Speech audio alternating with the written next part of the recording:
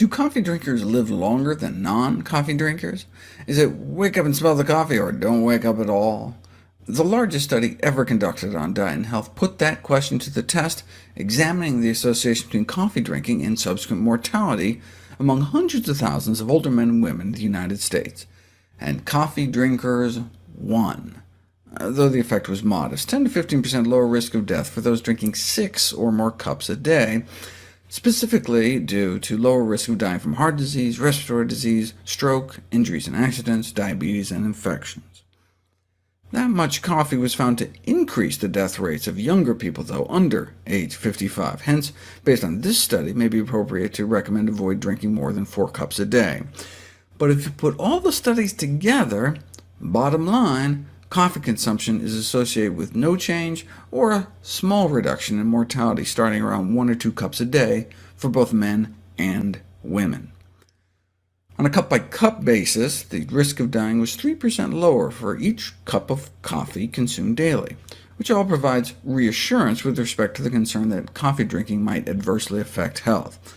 Well, at least longevity. Health-wise, though a recent population study found no link between coffee consumption and symptoms of GERD, reflux disease, such as heartburn and regurgitation, if you actually stick a tube down people's throats and measure pH, coffee induces significant acid reflux, whereas tea does not. Is it just because tea has less caffeine? No. If you reduce the caffeine content of coffee down to that of tea, it still causes significantly more acid reflux. Decaf did cause less, though, so GERD patients might want to choose decaffeinated, or even better, drink tea. Coffee intake is also associated with urinary incontinence, and so a decrease in caffeine intake should be discussed with women who have the condition, or men. About 2 cups of coffee a day worth of caffeine may worsen urinary leakage in men as well. 2014 meta-analysis suggested that daily coffee consumption was associated with a slightly increased risk of bone fractures in women, but a decreased risk of fractures in men.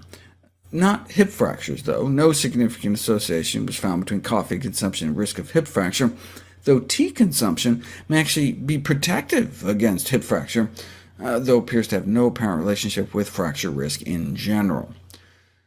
There are certain populations in particular that may want to stay away from caffeine, for example, those with glaucoma, and possibly even those with a family history of glaucoma. It goes without saying that people who have trouble sleeping might not want to imbibe. Even just a single cup at night can cause a significant deterioration in sleep quality. Then there are case reports, for example, of individuals with epilepsy having fewer seizures after stopping coffee, so I guess it's worth a shot.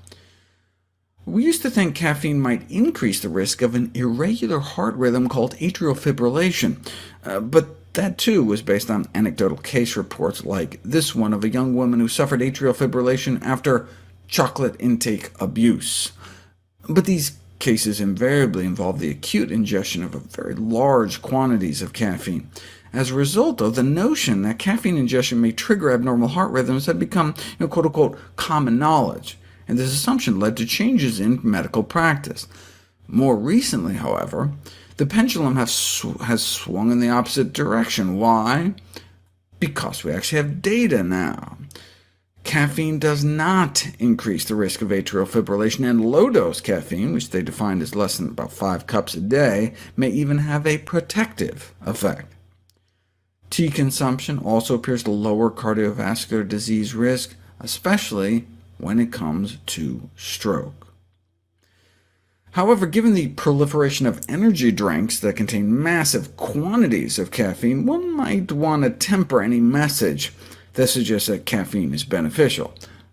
Seems a little patronizing, but is no joke. 12 highly caffeinated energy drinks within a few hours could be lethal.